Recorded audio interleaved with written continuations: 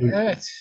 Evet hocam hoş geldiniz. Hoş Ergenekon bulduk. Savrum hocam. Hoş bulduk Oktay Bey. Ergenekon hocamızla bugün bu akşam e, Türklerde daha doğrusu İslamiyet öncesi çünkü İslamiyet'le birlikte devlet yapısı her şey değişti biliyorsunuz.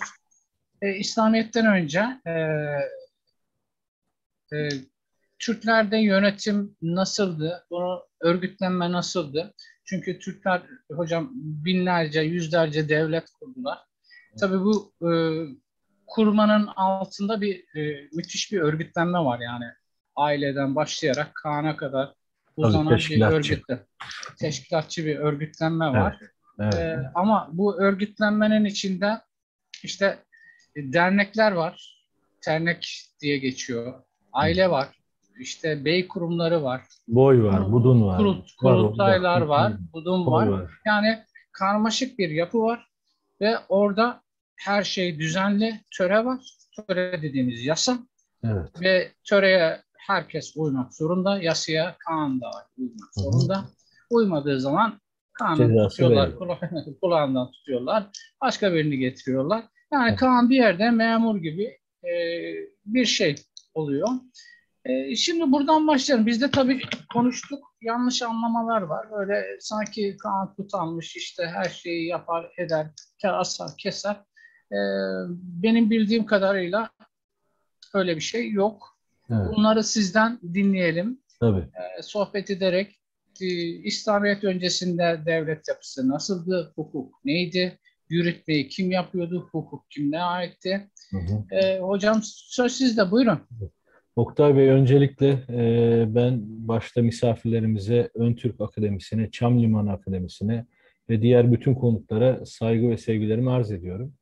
Kısaca kendimden bahsedeyim. 1981 Adana doğumluyum. Ayrıca siyasi tarih ve uluslararası ilişkiler alanında da doçent doktoru. Daha önce Kuzey Kıbrıs Türk Cumhuriyeti'nde, İngiltere'de, Fransa'da ve Ankara Ufuk Üniversitesi'nde görev yaptım. Bir farklı alanlarda da çalıştım. Enerji ve savunma sanayinde. Adamın Ergenekon olması vesilesiyle de Türklüğümüzde de övünüyoruz. Allah'a şükürler Evet. olsun, hamdolsun. Şimdi bu sorularınıza geçmeden önce özellikle tabii ki buradaki kıymetli misafirlerimiz benden daha da iyi biliyordur bazı şeyleri. Ondan eminim, hiç şüphem yok. Çünkü bilinçli, şuurlu bir topluluk. Ön Türk Akademisi ve Çam Limanı Akademisi zaten duyuyorduk, tanıyorduk ama tanışmak bugüne nasip Hocam oldu. Buyurun. Çam Limanı'na henüz Evet. geçmedik. Şimdi Öyle mi? Ha, özür dilerim. Orada. akademiyayla Evet. önümüzdeki haftadan itibaren Çam Limanı ile devam edeceğiz. Evet. Akademiyaya da ben teşekkürlerimi arz edeyim. Kusura Ama bakmayın. Çam Limanı da bizden Evet. yani. Tabii, tabii, tabii. Şimdi rahmetli İbrahim Kafesoğlu hocamız diyor ki, işte bu meşhur Türk milli kültürü Ötüken Neşriyat'tan neşredilen, her millet kendi imkanları ve manevi değerleriyle bir bütündür. Yani Büyük Atatürk'ün de, en büyük Türk Başbuğ Atatürk'ün de dediği gibi, Türk milletinin özü, kaynağı kültürdür. Bu bir kere çok önemli. Bunu koyalım. Kültür. Yani bizim temelimizde kültür yatmaktadır. Diğer milletlerin ya da 18. yüzyıldan sonra kendini millet sananların özünden de öte, bizim kimi araştırmacılara göre 16 bin, kimi araştırmaya göre 30 bin. Ancak kabaca 7 bin ya da 10 bin, ben 16 bin olarak değerlendiriyorum. Dan bu yana, yani 16 bin, 15 bin yıldan bu yana Türk milletinin kendine has münhasır ve dünyayı da etkileyen, çevresini etkileyen kendine has münhasır bir kültür anlayışı vardı. Şimdi bu kültürü hem aile yaşantısında, hem sosyal yaşantısında, çevresiyle etkileşiminde, düşmanlarıyla savaşında, harbinde, barışında, devlet yönetiminde, dini inanış anlayışında, her şeyde karşımıza çıkıyor. Birincisi bu. Ve şunu da özellikle genç kardeşlerim varsa, bizden daha genç, lise yaşlarında, üniversite yaşlarında, genç kardeşlerime şunu söyleyeyim, ya da bizi daha sonra izleyecek genç kardeşlerime, ne yazık ki üzülerek işte şahit oluyoruz. bütün dünya, yani bu çağlar öncesinden ve işte Orta Çağ'dan, ilk çağlardan bu yana bütün dünyanın gelmiş geçmiş imparatorlukları, kaynakları bizi Türk lanse ederken Pers olsun, Doğu Romalılar olsun, onun ötesinde işte başka milletler olsun. Yaşadığımız, Türklerin bu yaşadığı Türkistan coğrafyasına, Sibirya, Altaylar, işte Anadolu, Karadeniz'in kuzeyi, bu coğrafyaya bize Türk ismini vermişken ne yazık ki e, özellikle de son 200 yılda özellikle bu Türklük şuuru, Türk yurdunun ana yurdu hepsi bilinçli olarak propaganda yapılırcasına, kara propaganda yapılırcasına unutturmaya çalışıyor Oktay ağabeyim. Sizin de bildiğiniz gibi. İşte Evet. görüyoruz Türk'ü yok sayan, sanki burada yaşamamış gibi yok sayan. Biz de bunlara yabancıların ağzıyla cevap verelim. Kendilerinin kaynaklarıyla. Arnold Toynbee'yi duymuşsunuzdur elbette. Meşhur İngiliz tarihçi ki bizim İstiklal Harbimizde de İngiliz ordusunda görev yapmış. Kendisi Oxford'da Bizans Kürsüsü başkanıdır. Dünyanın da yetiştirdiği en büyük tarihçilerinden bir tanesi olarak kabul edilir. Bizim istihbarat faaliyetleri neticesinde İnönü muharebelerinde görüyor. Orada Yunan mezalimini görünce fikri değişiyor tabii. Rahmetli Atatürk'ümüzle de görüşüyor. 3-4 kere Türkiye'de ziyareti var. Türk tarihinde yazmış, bir nebze özür dilemiş bir tarihçi. Onun Türkiye Tarihi kitabında diyor ki aynen şu kelime, bizim batılı yazarların ve tarihçilerin aksine diyor, ben aksini düşünüyorum. Step Bozkır kültürü yani Türk kültürü muazzam büyüklükte, beceride ve çağının çok çok ötesinde bir kültür ve sosyal yapıydı diyor. Neden bunu da şununla kanıtlıyor. O dönemlerde yani barbarlığın had safhada olduğu, iklim koşullarının daha sert olduğu, efendime söyleyeyim, yüz binlerce, on binlerce ailenin, işte boyun, sülalenin, devletin uzak coğrafyalardan doğudan batıya, kuzeyden güneye, güneyden kuzeye ya da batıdan doğuya göç etmeleri bu günümüz dünyasının bile kaldıramayacağı ölçekte, büyüklükte bir beceri, birikim, cesaret gerektiren bir şeydir diyor. Örnek verelim Oktay Bey. Şimdi 5 milyon insanı ya da 10 milyon insanı, kadın, çoluk, çocuk alalım. Çin Seddi'nin dibinden Avrupa'nın işlerine kadar göç ettirelim. Yolda başlarına gelmeye kalmaz. Yarısı vefat eder, hastalıklar, savaşlar, şunlar bunlar işte günümüzde görüyoruz. Ne yazık ki göçler devam ediyor. Birçoğu insan yitip gidiyor. Bu da şunu gösteriyor diyor. Türklerde, Bozkır Step kültüründe bu özellik yani bu güç, dirayet ve devlet teşkilatı ve sosyal yapı o kadar güçlü ki çağlar boyunca bu süre gelmiş işte o kavimler göçü dediğimiz olay ve onun devamında devam eden göçler neticesinde ve gittiği her yerde de hemen hemen her yerde de sizin de buyurduğunuz gibi ailenin güçlü olmasıyla, teşkilatın, boyların güçlü olmasıyla, birbirlerine bağlılıkları neticesinde ve liyakat neticesinde başarı sağlamış onlarca, yüzlerce imparatorluk ve devlet kurmuş bir milletin evlatlarıyız. Çok şükür, çok şükür. Bunun altını çizeyim ve yavaş yavaş konumuza gelelim. Şimdi tabii Çin kaynaklarında da, Latin kaynaklarında da, eski arşiv kaynaklarında, Rus kaynaklarında da Türk, Turçia, işte Törük gibi adlarla, Traklar gibi adlarla adlandırılmışız. Yani ortak adımız Türk. Ve şunu da altını çizeyim. Özellikle Yüce Türk milleti Orhun abideleriyle ortaya çıkmamıştır. Orhun abideleri çok muazzam bir eserdir. Yani Türklüğün adeta en belirgin tamgasıdır, damgasıdır. Bizim mihenk taşımızdır. Bir diğer konu ise ben bunu derslerinde, üniversite derslerinde defaatle söylüyorum Oktay Bey. Ne yazık ki özellikle 1950'lerden sonra hatta 40'ları da alırsak 40'lardan bu yana uydurulmuş içi boş, pompalanmış şeyleri yutturuyorlar gençlere. Ne yazık ki. İşte 1071'de geldik. Evet. Hayır efendim, 1071'de gelmedik. Evet, Alparslan atamızdı. Alparslan büyük bir Türk başbuğuydu. Amenna. Selçuklu Devleti öz ve öz Türk evlatlarından kurulu bir devletti. İki cihan özür dilerim. Doğu ve Batı'nın hakimiydi. Ancak biz buraya 1071'de gelmedik. Biz buraya onların uydurdukları gibi ya af buyurun bu kelimeyi kullandığım için, kıytırık, uydurulmuş, sonradan ortaya çıkartılmış Yunan'ın veya o Ardılarının daha da öncesinden, binlerce sene öncesinden biz buralarda hüküm sürmüş bir milletin evladıyız. Bunu özellikle siz çok kıymetli işte Hazır'ın önünde ben arz edeyim bunu Oktay ağabeyim. Tekrar ediyorum. Orhun abideleri bizim başlangıç noktamız değildir.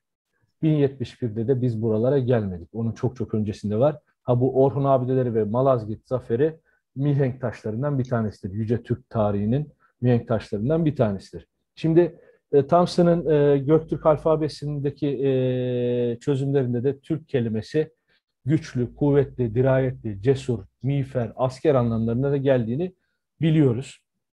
Ve işte Pers kaynaklarında da bu mevcut. Bizans kaynaklarında da mevcut. Ve yine Orhun abidelerini baz alırsak tabii biz kaya, taş mezarları, yazıları, tamgalarını elbette bir kenara koymuyoruz ama Orhun abidelerinden alırsak orada da bildiğiniz gibi Oğuş, Oguş yani aile, her şeyin özü aile. Yani Yüce Türk milletinin bütün zorluklara, bütün parçalanmalara, dış müdahalelere, iç müdahalelere, bunca sene, binlerce sene dünya ile mücadelesine rağmen parçalanmayışı ve bugünlere kadar sağ salim gelmesinin en büyük nedeni aile yapısının, çekirdek aile yapısının sağlam olması. Nasıl ki bir cismin atomunun en küçük parçası çekirdeği, atomu çekirdekse, özü ise Türk milletinin kültürünün ve devam etmesinin özü de ailedir. Bunu unutmayalım. İşte o yüzden yıllar boyu Batı'nın eliyle bu yapıyı bozmak istediler. Şimdi bir örnek vereyim size kıymetli misafirlerimiz. Kore Harbi'nde Amerikalılarla tanışmamız daha böyle içli dışlı oluyor malumunuz. Hani daha öncesi var ama diplomatik ilişkiler. Ancak yan yana harp ettiğimiz için Kore Harbi'nde Amerika'daki Psikolojik Harp Teşkilatı yani bu istihbaratı ve Psikolojik Harp Teşkilatı şunu anlamaya çalışıyor. Diyor ki şimdi Türklerle yan yana çarpıştık. İşte müttefik ordular da vardı. Ancak Türk askeri bir arkadaşı yaralandığı anda o arkadaşını yaşatmak için kendi canını bile feda ediyor diyor. Yani erzağını veriyor, suyunu veriyor, ona bakıyor, kendi canını siper ediyor, gövdesini siper ediyor. Tabii Çanakkale'de de bu böyleydi. 93 Harbi'nde de bu böyleydi. Efendime söyleyeyim Talas Harbi'nde de böyleydi. Meteha'nın Çinlerle Harbi'nde de bu böyleydi. Değişen bir şey yok. Ve esareti bir mahcubiyet yani yüz kızartıcı bir şey olarak algılıyorlar. Yani biz esir düşmeyelim, ölürsek de ölelim. Arkadaşımız kurtulsun. Bunu sosyolojik ve psikolojik olarak araştırıyorlar bu durumu. Neden hani bizim Amerikan askeri arkadaşı öleceği zaman onun çikolatasını, konservesini adeta çalar gibi alıyor. Onun bütün eşyalarını hırsızlık yaparak alıyor götürüyor. Türklerde bu nasıl var? Birkaç fikir ortaya atıyorlar. İşte Müslüman oldukları için. Ama sonra diyorlar ki hayır, Pakistan da Müslüman, diğer Arap ülkeleri de, Endonezya, diğerleri de Müslüman, İran da Müslüman. Ama tarihleri Türkler kadar başarılı değil ve yapıları da böyle değil. Ve derinlemesine araştırma yaptıklarında da işte bizim bu altını çizdiğimiz olay ortaya çıkıyor. Bir, aileye çok düşkünler. İki, asker millet oldukları için, şimdi birazdan değineceğiz, Mete Kağan'dan bu yana hatta daha öncesinden bu yana her birey yani toplumun, ailenin, boyun, budunun içindeki her birey, kadın, yaşlı, erkek, çoluk, çocuk hepsi her an herhangi bir savaşa, çatışmaya hazır olacak gibi 7/24 aynen özel kuvvetler gibi yetişmiş durumda. Yani sporla ilgileniyor, avcılıkla ilgileniyor. Yani bir Türk hatunu tek başına ailesini geçindirebilecek durumda. O kudrette, güçte ve o iffette. Ve buna bakıyorlar. Ve bir diğeri ise işte aile ve atalara olan saygıları, büyüklerine, komutanlarına olan saygıları. Bir diğeri ise Yüce Başbuğumuz Mustafa Kemal Atatürk'ün getirdiği ilke ve inkılaplara bağlılık. Yani yeniden o Türklük şuurunu şükürler olsun Atatürk gibi birisi geldi de tekrardan hatırlattı bize yani. Ben Atatürk'ümüzü çağdaş bilge Kağan olarak atfediyorum. Benim gönlümde de öyledir. Tabii sizin de hep buradaki Hazir'in gönlünde de öyledir. Evet. Uruk diye bir terim var malumunuz. Aileler birliği, yani akraba, eş, dost, hısım akrabadan. Boy da işte kabileler, yani ok da deniyor. Bu da işte boylar siyasi bir teşkilat Oktay ağabeyim. Hocam, Buyurun, Ergan Akar hocam. Şimdi buyurun. ailede çok güzel başladınız. Şimdi Evet, şunu da vurgulayalım. Dedik ki evet, hepsi savaşçı. Burada erkek ve kadının eşitlik ilkesi evet, yatıyor. Yani işte kadın savaşçılar da var, Hunlar da var, evet, işte İskitler de var, Sarmatlar tabii, da var, kadın birlikleri var.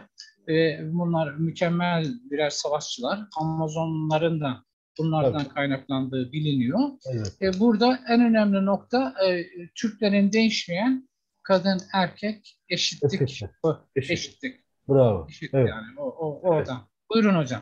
Ve kutsiyet de var hatunlara. Yani şimdi birazdan hukuka da değineceğiz. E, Af buyurun, bu taciz olayları kadına, çoluğa, çocuğa veya işte barış anında bir düşmanın dahi olsa kılıç çekmek, arkadan hançerlemek, arkadan saldırmak, bir kişiye iki kişi saldırmak, bunlar Türk'ün töresinde, örfünde, adetinde yok. Malumunuz, hatırlayın, Çanakkale Harbi'nde işte Avustralya Genel Valisi buna şahit. İşte Çanakkale'mizde de o meşhur heykeli biliyorsunuz. Bir İngiliz yüzbaşının e, dizden kopmuşçasına yaralı, inim inim inliyor. İngilizler yardım dahi edemiyor korkularından. Bizim Türk Mehmetçik işte atletini çıkartıyor ve yavaşça yürüyor. Bir babanın evlada şefkati gibi kucağına alıyor. İngiliz siperlerine bırakıyor. Anzakların siperine bırakıyor. Ve o İngiliz valisi hayretler içinde, şok içinde izledik biz bu durumu diyor. Şahit olduk diyor. Ve daha sonra kendi komutanlarına ve sonra da üstlerine karşı çıkıyor. Siz bizi bu yalanlarla kandırdınız. İşte Türkler canidir, Hristiyanları öldürüyor, insan sevmez, canavar gibi deli saçması şeyler biz burada gördük diyor. Yani bu kan, bu ruh, işte bahsettiğimiz bu töre, bu kadına eşit davranma, düşmanına karşı düşmanın dahi olsa onlara ihanet etmeme, yani adam gibiden kastım yanlış anlaşılmasın, insan gibi çarpışma, bu Türk'ün aile birliğinde, boy birliğinde, ahlak kültüründe saklı şeyler. Tabii bu boy bodun dediğimiz ok da diyoruz. Siyasi bir teşkilatlanma var. Şimdi burada isim hafızam çok kötü, kusura bakmayın. Bir albayımız yazdı. Şunu da vurgulamak istiyorum. Göbekli Tepe. Bakın bu çok önemli. Aynen o Kırgız Dağları'ndaki, efendim İspanya'daki, Portekiz'deki mağaralardaki Türk tamgaları, yazıları kadar önemli, hatta daha da önemli. Dünya bunu ne yazık ki kabul etmiyor, kabul etmiyor. İşte birkaç sene önce de vardı İstanbul'da metro kazılarında, bir 10-20 metre, 30 metre kazıldığında Türk kurganlarını, yani birebir Orta Asya'daki kurganların birebir aynısı, silahtan tokasına kadar İstanbul'da çıktı. İşte Göbekli Tepe'deki arkeolojik kazı da bize şunu gösteriyor Oktay Bey. Türkler buraya e, yeni gelmemiş. Mağara adamı dediğimiz o Batılıların işte kendilerini mağara adamı dönemleri aslında bir Türkler açısından ya da ön Türkler döneminde bir mağara adamlığı diye bir söz konusu yok. Türklerde ne var? 16 bin yıl öncesinde cümle, yani cümle kalıbını bir dahi bulmuşuz. Bırakın hani Avrupa'yı, Batı'yı, şunu bunu, hani diyorlar ya işte taş sopalarla avcılık yapıyordu. Türklerde bu teşkilat, yani sosyal yapı, sosyolojide ne vardır? Bir hiyerarşi varsa orada bir sosyolojik yapı vardır. Yani Göbekli kabartma taş e,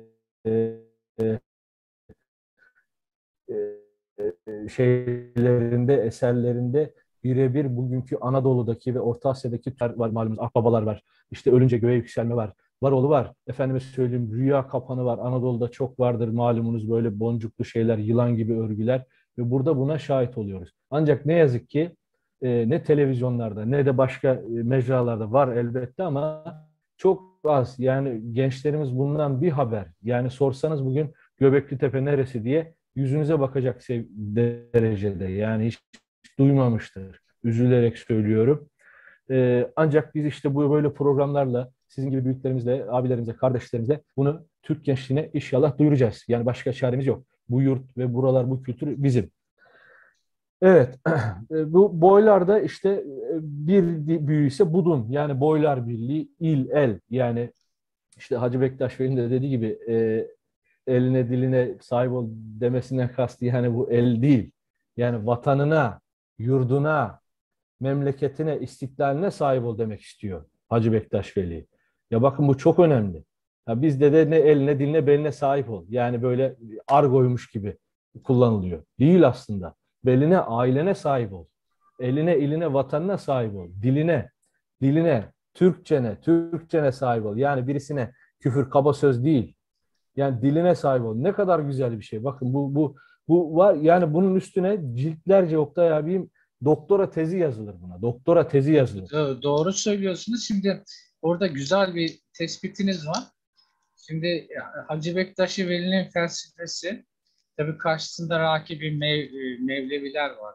Başkaları da var. Ve o özünde Türklük var. Ve Oktay Bey orada düştün mü acaba? Sesim e, geliyor mu? geliyor. Duyabiliyor musunuz beni?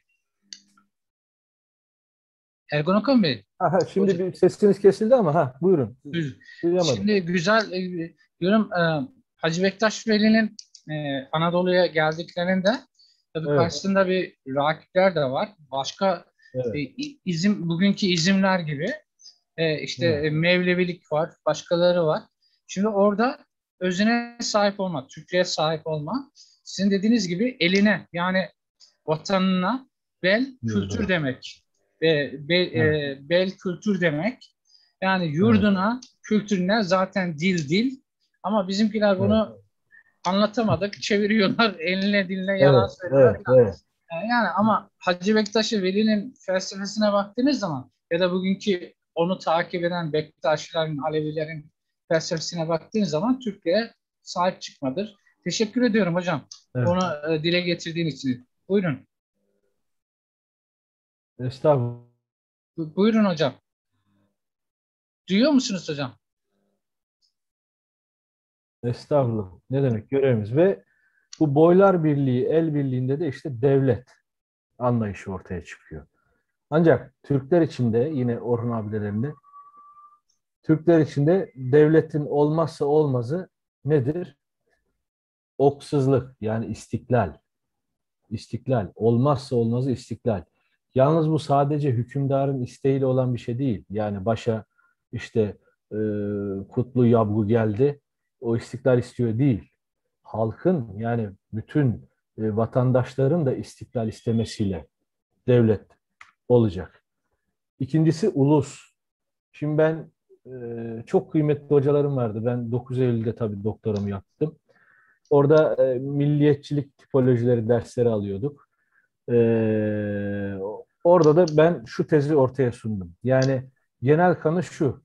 Yani ulus devlet, ulus olma, milliyetçilik, vatanperverlik işte Fransız ihtilalinden belki biraz daha işte uzatırlarsa İngiliz sanayi devrimi sonrasında veya işte Vesfalya sonrasında 30 yıl savaşları sonrasında yavaş yavaş çıktığını savunuyorlardı ama ben bu görüşte değilim. Bu görüşte değilim çünkü atalarımın yazıtları, tamgaları ve söylemleri bunun aksini söylüyor. Aynen Hacı Bektaş Veli gibi, daha öncesinde Orhun abideleri gibi, daha öncesinde Mete Kağan'ın örnekleri gibi. İşte malumunuz biliyorsunuzdur.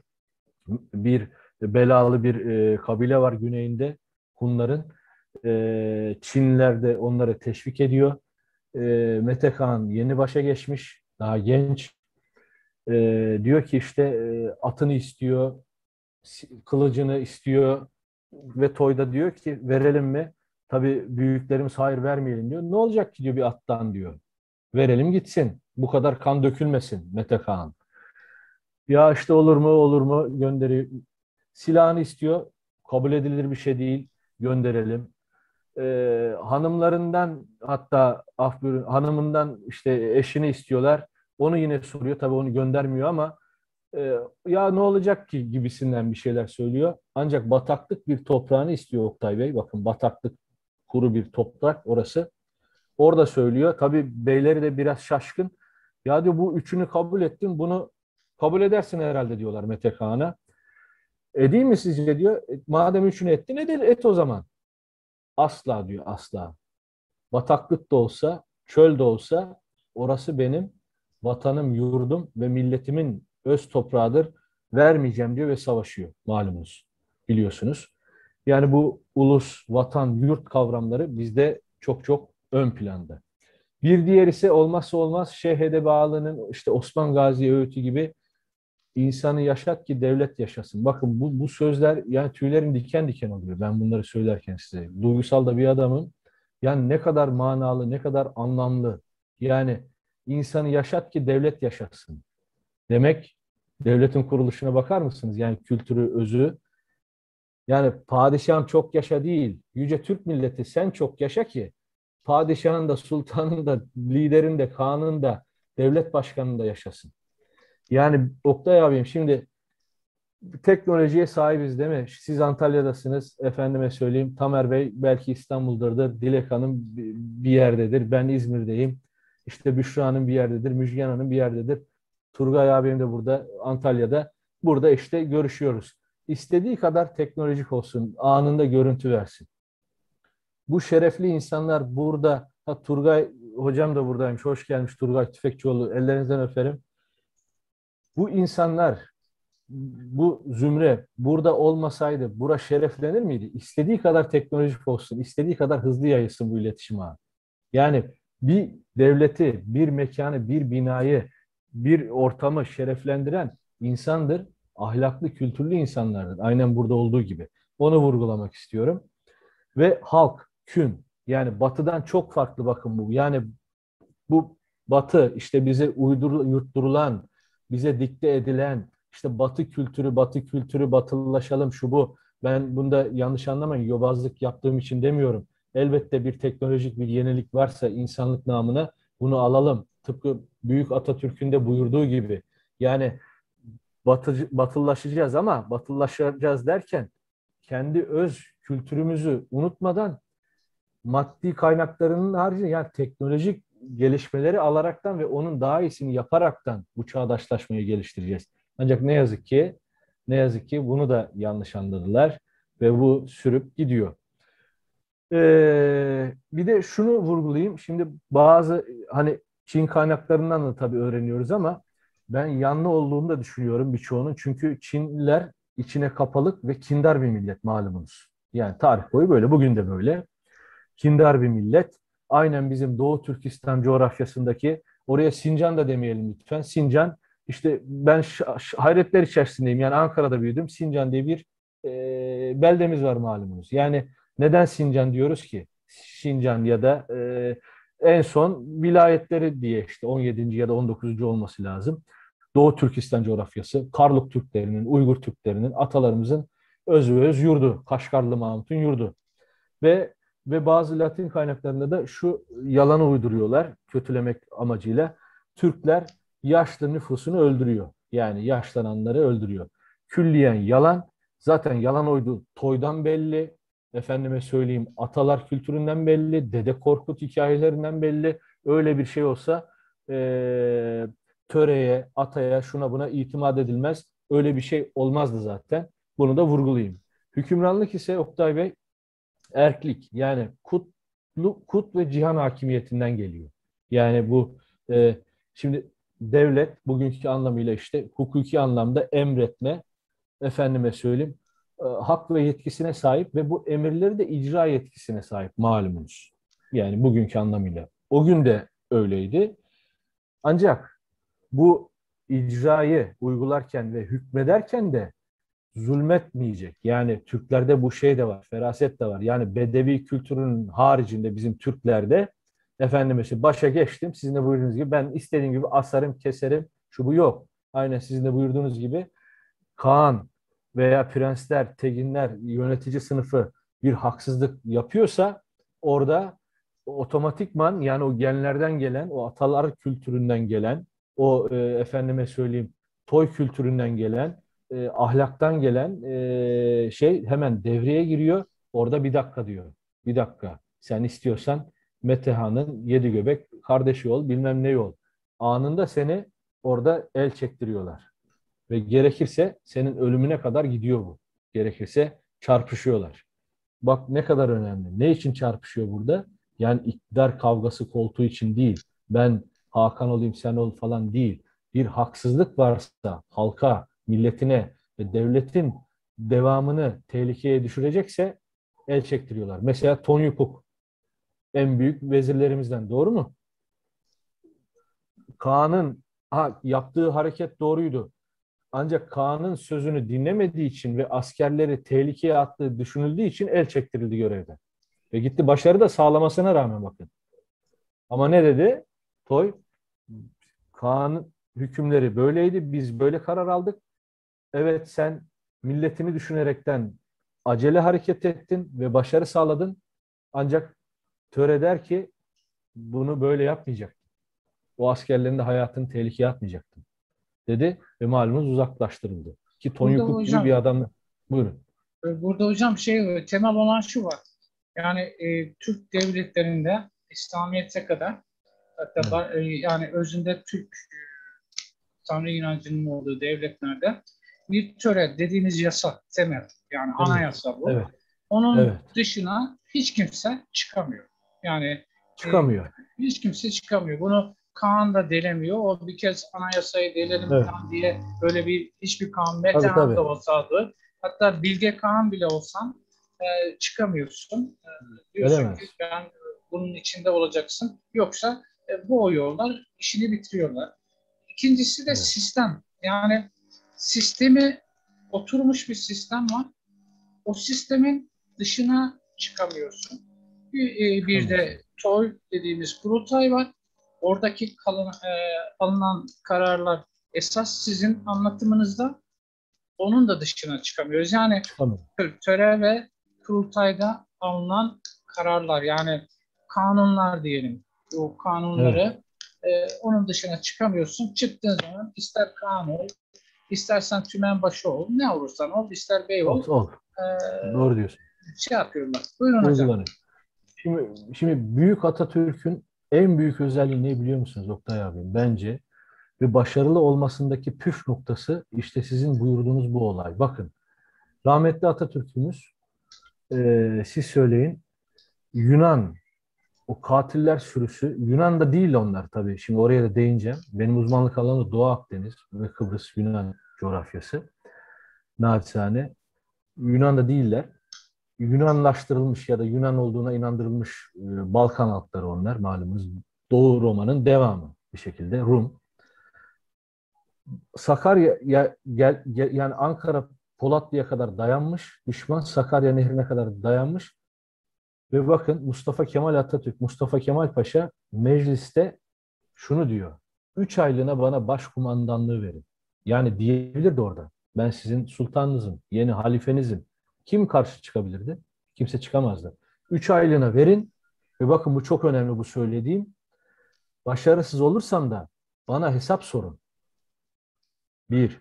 Onun da öncesi, Oktay abim onun da öncesi o kadar Türk tarihine hakim ki Büyük Atatürk ve Türklük şuuruyla yoğrulmuş ki bu işin kültürle Türk milletinin özüne dönerek kurtulacağının farkında. Neden?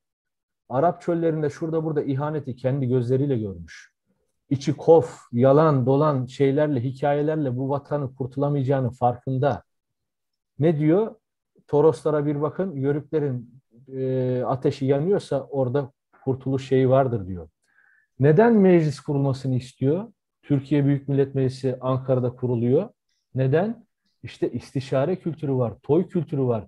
Her kesimden insan, her inanıştan insan, Müslümanı, Musevisi, ateisti, deisti, şuyu buyu, Hristiyanı, Şamanı hepsi gelsin.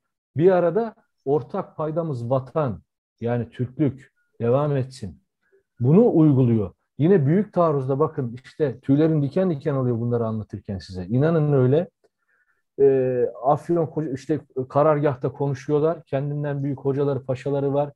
Kurt Kapanı planını hazırlamışlar. Fevzi Çakmak Paşa ile gizli saklı. Orada uygularken yine kendisi diyor bakın ve mesuliyet alıyor. Benden hesap sorun. İşte İzmir suikasti burada.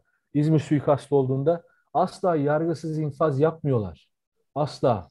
Yani sakallı Nurettin Paşa'mız var, malumunuz, bilirsiniz. İşte Yunan'a ilk ateşi açan bu Karaburun'da, İzmir'de kendisidir. Arasının açılmasına sebep de o. Ali Kemal'i mesela ona emanet etmiş vatan haini Artin Kemal'i, işte bugün Boris Johnson'ın dedesi oluyor. İzmit'te halk onu görünce linç ediyor. Neden buna engel olmadın diye kendi silah arkadaşına, dava arkadaşına e, bile küsüyor. Yani arası açılıyor. Yani kendine hesap sorduran ve hesap soran birisi. Neden çok partili sisteme geçmeyi istiyor? Daha Cumhuriyet kuruldu kurulalı arkadaşlarına, eğer bir hatamız varsa bize hesap sorun diyor. Yanlışlarımız varsa dışarıdan bakan göz olun, bizi doğruya yöneltin, iletin. Bakın bu ne kadar büyük bir ruh, ne kadar büyük bir ahlak. Yani bugün bunu uygulayan kaç tane dünyada bakın devlet vardır, kaç tane devlet adam vardır. Kanada'sından İskandinavya'sına kadar, efendime söyleyeyim en modern ülkelerine kadar kaç tane vardır Oktay abi, söyler misiniz bana? Bunun Yok. böyle bir Erkan Okan Hocam, şimdi güzel bir konuya temas ettiniz. Dün Necati Demir Hocamın da kulakları çınlasın. Onunla Evet, da konuşmuştuk. Aynı söylediğiniz gibi Atatürk küçük kurultayları topladı. Sonra tabii, büyük toyu kurtardı. Ve her şeyi hukuk zemininde, yani tabii. hukuk zemininde Türk hiyerarşisinde halletti. Ve bunun bir örneği yok. Dünyada yani böyle bir örnek yok.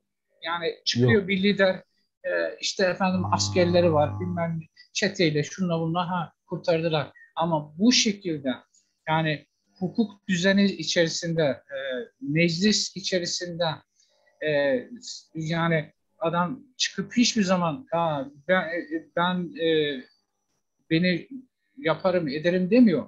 Yetki verin diyor. Hatta Evet. meclis Evet. yetkilendiriyor. Diyorlar ki sen başına geç ordunun. Yani böyle bir düzen var. Tabii. Ve bu dünyada da bir örneği yok yani böyle bir şey. Yok, elbette yok. Yani ve hesap da soruyor. En yakını dahi olsa hesap soruyor ona. Yani bu çok önemli. İşte bu atalar kültüründen geliyor. Şimdi hani bu işte bu şey, bu anlayış Osmanlı'nın ilk dönemlerine kadar vardı. Yani şimdi Tuğrul Selçuklardan örnek verelim mesela. İlk laik İslam dinine geçmiş ama laiklik anlayışını getiren Tuğrul ve Çağrı Bey, malumunuz Abbasi halifesine yardım ediyor ama diyor ki devlet işlerine karışamazsın. Töre, toy ne diyorsa odur. Ha, evet biz de Müslümanız, sen de halifesin. Otur, sen benden aşağı oturacaksın. Din işlerini halife efendi sen yürüt. Ancak devlet işlerine, bizim töremize, kültürümüze karışırsan o zaman bu kılıç senin de boynuna iner. Yani bu iki iki daha dört. Bu böyle. Ancak ne yazık ki bu cahiliye döneminin işte devam eden bu bedevi kültürü girdi bir şekilde işimize, işte yani üzülerek söylüyoruz. Evet, devam edeyim istiyorsanız. Buyurun, buyurun. Ve kanun çok önemli. Töre, kanun, töre. Ve bunun sizin de buyurduğunuz gibi kimse dışına çıkamaz. Kimse dışına çıkamaz. Hükümranlık da işte erklik, işte kut ve cihan hakimiyetinden geliyor. E, Devlet tamam yetkileri var ama e, haybeye kafasına göre iş yapamaz. Yani astığım astık, kestim kestik değil. Töreye, kanuna, nizama uyacak. Ve bir diğer unsur ise başa gelen hükümdarın da karizmatik olmasına da bakıyorlar. Yani bu da çok önemli. Yani liderlik vasfı olan, hani kuttan geliyor Tanrı, hani Bilge Kağan da diyor işte Tanrı'dan kutsandık, anam babam hatun oldu, Kaan oldu, ben de geldim. Eyvallah ama bir karizmatik bir şey de var Türklerde, liderlerinde. Mete Kağan'dan Atilla'sına, Bilge Kağan'ına, Alparslan'a, Tuğrul Bey'e, Fatih'e, Atatürk'e hepsinde var malumunuz. Ve kendi yaşadıkları çağa göre entelektüeller. Nasıl entelektüeller? Sadece kendi halkını bilmiyor. Düşmanı da iyi tanıyor. Çevreyi, coğrafyayı biliyor. Yani af buyurun akılsız bir adam olsa yakar, yıkar, başına yıkar, gider. Tamam ha kaba güçle yıkar ama 50 sene devam etmez. Tıpkı Moğolların olduğu gibi yani. Ne yaptı? Yaktı, yıktı, dümdüz etti bütün kültür varlığını. Fazla da şeyi gösteremedi. Yok oldu gitti. Bugünkü hali ortada Moğolistan'ın. Efendime söyleyeyim. Atilla'ya da bu ilahi bir kudret atıf var. Hepsine var. Yani Türk Hakanların hepsine var bu kutluk. Ve en eski Türkçe kelimedir. Turgay Tüfekçioğlu hocam benden daha iyi bilir. Tekrardan saygılarımı arz edeyim. En eski Türkçe kelimedir bu. Yani ne? Kut. Ve şimdi Göktürklere bakıyorsunuz yine işte Göktürk yazıtlarında Tanrı'ya benzer Tanrı'dan olmuş Türk Bilge Kağan. Yani bu kutsanmışlık var. Kutat Kubilik de yine buna bahsediyor. Tanrı'nın iradesiyle iktidara geldi. Ancak geldi ama bir şartla. Adaleti temsil etmek kaydıyla. Bu da çok önemli bakın. Adalet ve hukuk. Bunun dışına çıkamazsınız. Fevri davranamazsınız. Sonrasında davrananlar olmuş mu? Olmuş. Bir diğer husus ise sizin de konuşmanızın başında gördüğünüz gibi teşkilat. O kadar önemli ki ve İstiklal Harbimizi işte yapanlardan Atatürk'ümüz, Fevzi Çakmak, Kazım Karabekir, İsmet Paşa, Rauf Orbay, hepsi ve silah arkadaşları teşkilatçı, çeteci. Yani ruhlarında var. Yani bu işin teşkilatsız olmayacağının farkında. Şimdi TOY'a gelirsek Oktay abim, TOY, Devlet Meclisimiz. Metekan daha öncesinden de tabii var. Ancak Metekan'da bilinen 3 uygulama var. Yani bu TOY 3 farklı alanda oluyor. Şimdi esas ana hatları şu. Birincisi dini tören. Yani senenin ilk ayında, yani senenin ilk ayı dediğimiz bugün işte Ocak değil. Yani Ergenekon'dan çıkışımız, Nevruz Bayramımız, yani e, Nevruz günümüz, baharın gelişi, doğanın canlanışı, yani işte kutladığımız Ergenekon'dan çıkışımız. Bu dini bir tören. İkincisi ise Haziran ayında olan o Onkin ya da Ongin Irmağı'nın Karakum şehrinde olan. Üçüncüsü ise atların sonbaharda olan atlar, silahlar ve askerlerin sayıldığı. Yani bir şey gibi. İşte ne kadar bütçemiz var, ne kadar askerimiz var, hangisi kaç yaşında, atların sağlık durumu ne, silahlarımız ne durumda, bir savaş durumunda batıdan, doğudan, kuzeyden, güneyden hangi boylarımız, hangi hızda, kaç günde ulaşabilir, istihbarat raporları nedir gibi şeyleri sayıyorlar. Ancak en önemlisi bunlardan üçün saydığım en önemlisi ikincisi. Yani toyun olduğu. Yani bu toy sadece Mete Kağan'ın ve adamlarının, Türk halkının değil, diğer kendine tabi olan boyların da katılmak zorunda olduğu ve diğer düşman bilinen devletlerin de diplomatlarının gönderildiği bir şey. Hani bugün diyorlar NATO zirvesi gibi değil de bir zirve gibi düşünün. Yani büyük bir zirve, kurultay oluyor, toy oluyor orada ve gelmeyen olursa da o boylardan veya düşman ya da rakip ülkelerin diplomatlarından o savaş sebebi sayılıyor. Yani bana biat etmedin, savaş sebebi sayılıyor. Ve burada da bu toyda da kıymetli Hazırun işte bizim başbuğlarımız, tanhularımız, kağanlarımız burada tabii yanında hatunları da var. Efendim prensler ve prensesler, teginler de var. Böyle hepsini karşılıyor, selamlıyor, yemek yeniyor. Orada devlet meseleleri ve diplomatik ilişkiler de konuşuluyor. Kim bana tabi değil, ne olacak gibisinden. Ve orada Tanhus seçiliyor, Kaan seçiliyor. İşte Akordaların işte bir diğer kardeş ülke Altın Orda Devleti'ne baş kaldırıp işte seçmeleri gibi örnek çok. Yine Bizans kaynaklarında görüyoruz. Atilla'nın yüce bir meclisi olduğunu, yani kendi toy meclisi olduğunu ve önemli işleri burada gördüğünü, diplomatları, Bizanslı diplomatları ve diğerleri burada karşıladığına şahit oluyoruz. Romacı tarihçi Priskos bundan bahsediyor. Bir diğeri ise hükümet. Şimdi bu toy oluyor ama şimdi insanların aklına şu olabilir. Ya koskoca Asya Hun İmparatorluğu, yani milyonlarca kilometre kareye hükmetmiş Japonya'dan işte Karadeniz'in içlerine kadar senede bir defa mı toplanıyor? Büyük olarak bir defa toplanıyor ama işte hükümet dediğimiz AYUK'ı, yani AYUK'ı hükümet, yani bir alt komisyonumuz da bu gerekli gördüğü konularda, aylarda, önemli durumlarda bölge bölge toplanıyor ve Kaan'a rapor ediyorlar bunu. teşkilatlanma böyle. Yani hani bir damar gibi senede bir defa olsa o zaman halimiz harap. Yani düşmandan dosttan nasıl haberiniz olacak? Telefon yok, bir şey yok. Yani keşke bazı ilahiyatçılar gibi böyle öngörümüz olsa da Hazreti Nuh oğlunu cep telefonuyla aradı falan. Mete Kağan da o ya da Teoman Mete Kağan'ı işte neyle arayacaktı? Yani gibi. Güzel. Ee, Erkan Okan Hocam, şimdi buyurun. o büyük doydan bir vurgulama yapalım. Bu Tabii. önemli meselelerin, kararların alındığı büyük bir meclis ve Evet. herkesin katılımı, sizin de buyurduğunuz gibi herkesin katıldığı ve herkesin doğru söylemek gerekirse eşit söz hakkına sahip bir yer. Yani orada Evet. katılan Evet. herkes söz Evet. alıyor. Hatta bir ismini Evet. hatırlamıyorum ama işte diyor ki ya diyor sıradan birisi de diyor bir tarihçi. Bunlar çok garip adamlar diyor. Çıkıyor otoyla diyor. Konuşuyor diyor. Yani bir çoban da çıkıyor Evet. konuşuyor diyor. Kaan da çıkıyor konuşuyor Evet. diyor. Evet. Öbürler de diyor, Kaanlar, beyler de diyor. O sıradan kişiyi can kulağıyla dinliyorlar diyor. Hı. Önemsiyorlar diyor. Bravo. Bu da önemli bir şey. Bravo. Yani çok burada genel kararların alındığı bir toplum bu. Yani ondan sonra Evet. diğer çalışmalar Evet. devam ediyor. Buna ne kadar Sizin yani demokrasi diyorlar ya işte bravo. Bravo. böyle bir Bravo. Yani demokrasi var Türklerde. var ve mesela o uyduruk kıytırık Yunan demokrasisi gibi değil. Orada sadece soyluların hakkı var.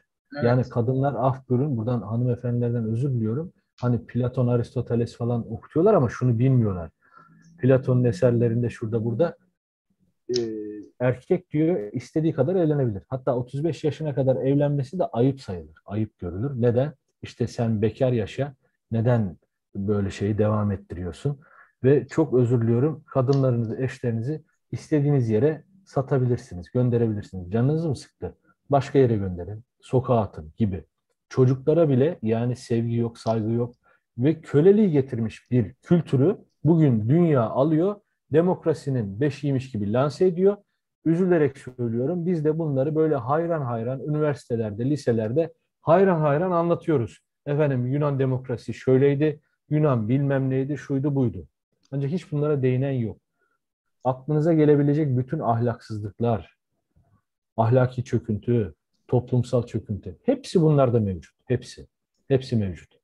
Ancak sizin de buyurduğunuz gibi işte dediğiniz gibi çoban da bir şey söylüyor, avcı da bir şey söylüyor. Köyün delisi de Kaan'a kendini arz edebiliyor. Yani ve Kaan da Hatun da yetkililer de onu dinlemek mecburiyetinde.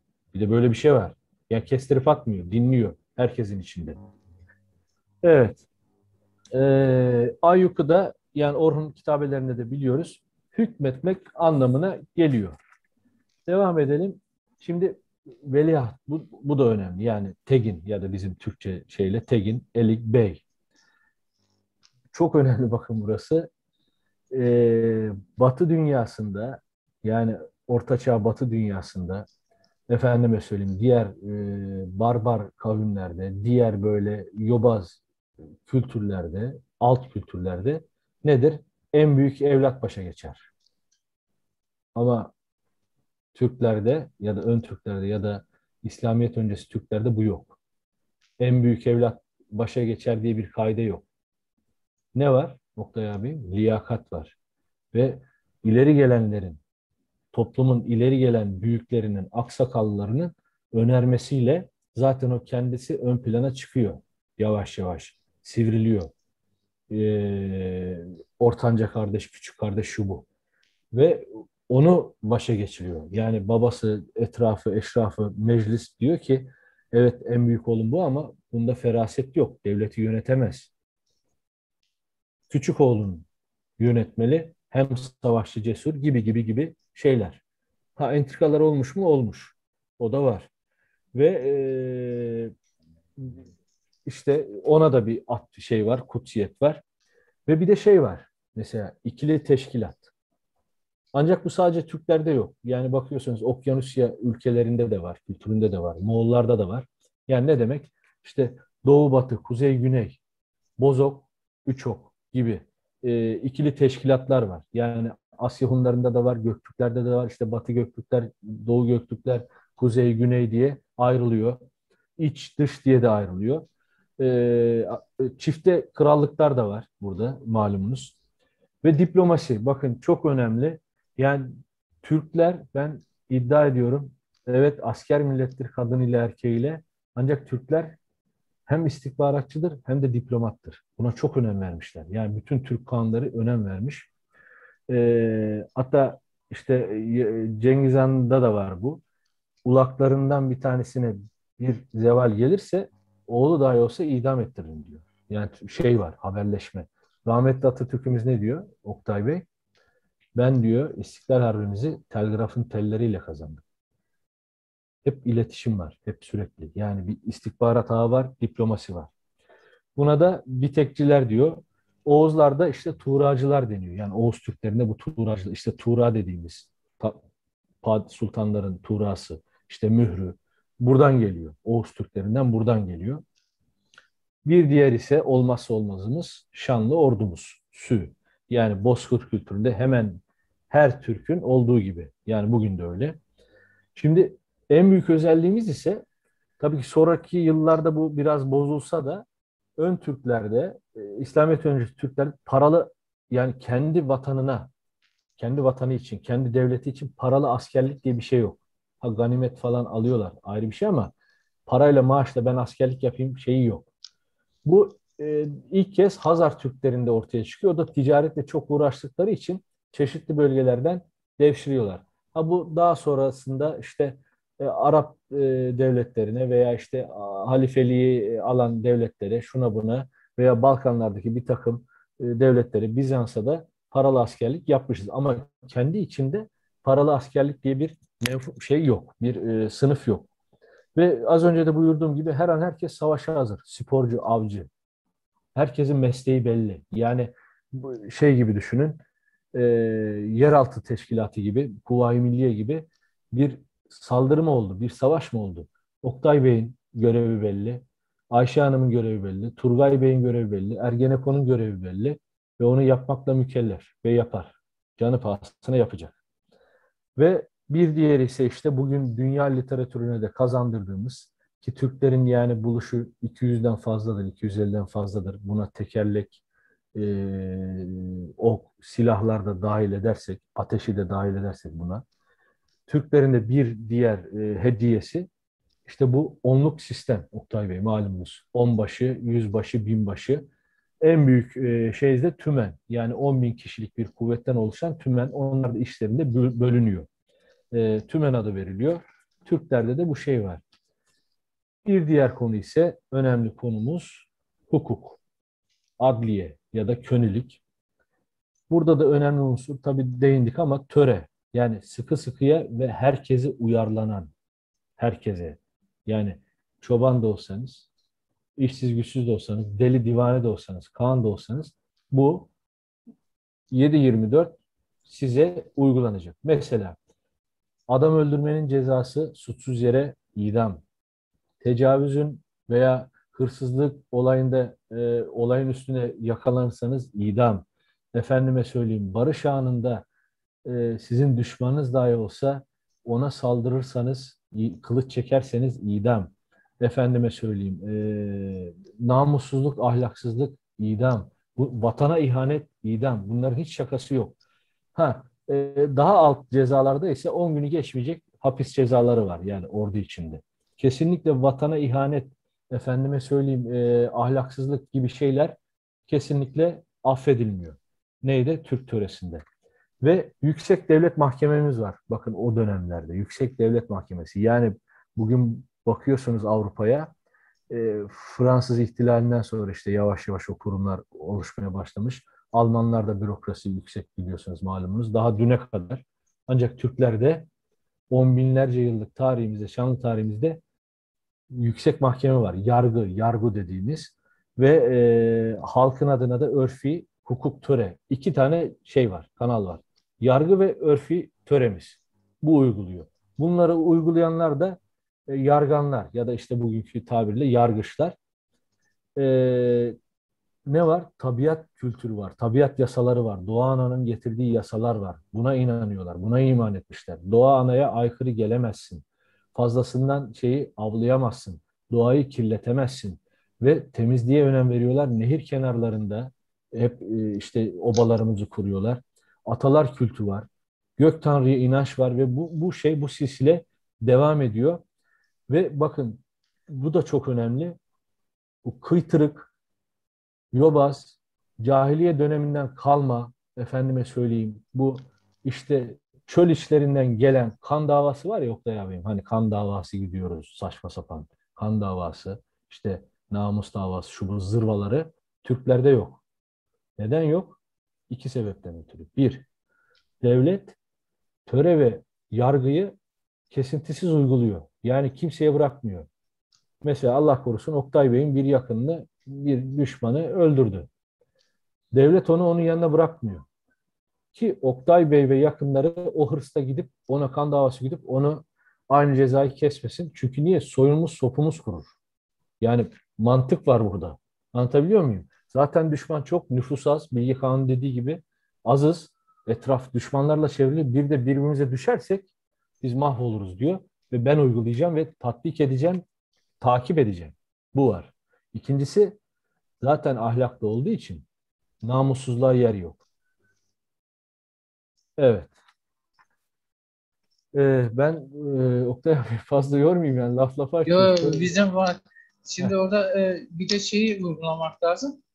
Bunlar tabii bir şema var böyle Kaan'dan başka.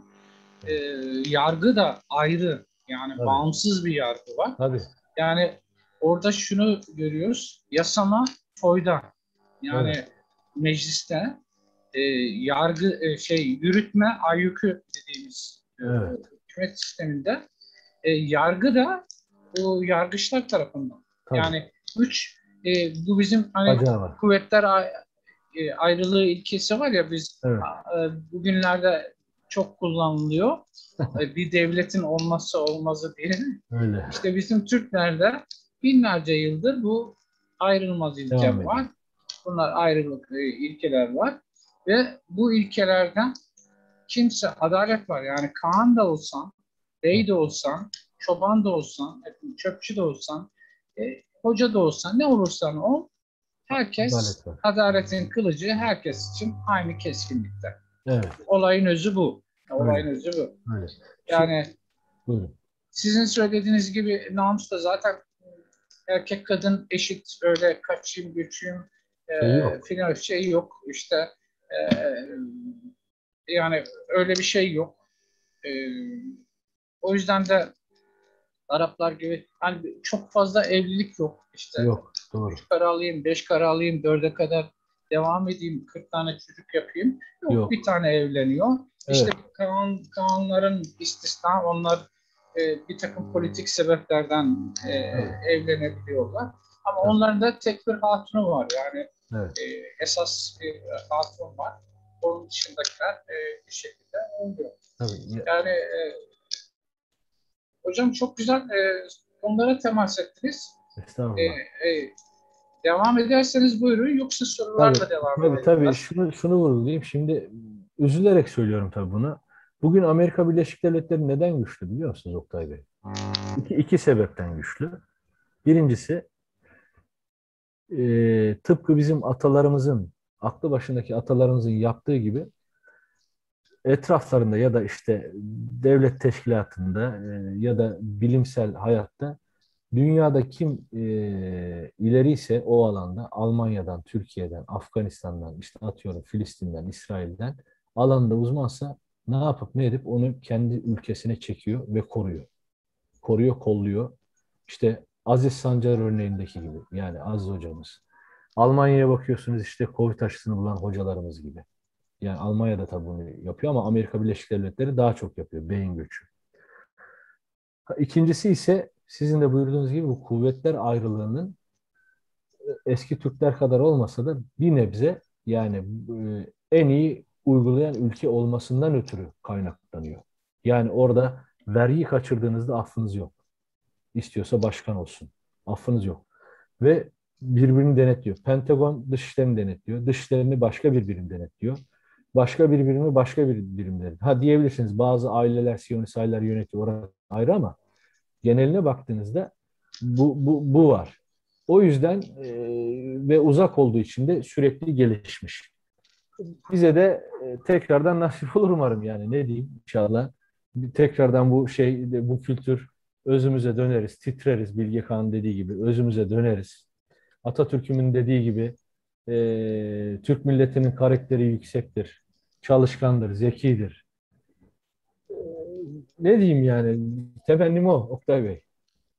Döneceğiz yani onun Tabii öyle başka çaresi yok. şey yok yani adaletin, özgürlüğün, liyakatın, Tabii. e, fırsat eşitliğinin, eşitliğin e, olduğu bir ülke olmak zorundayız. Gelişmek Evet. için, çağdaşlaşmak için.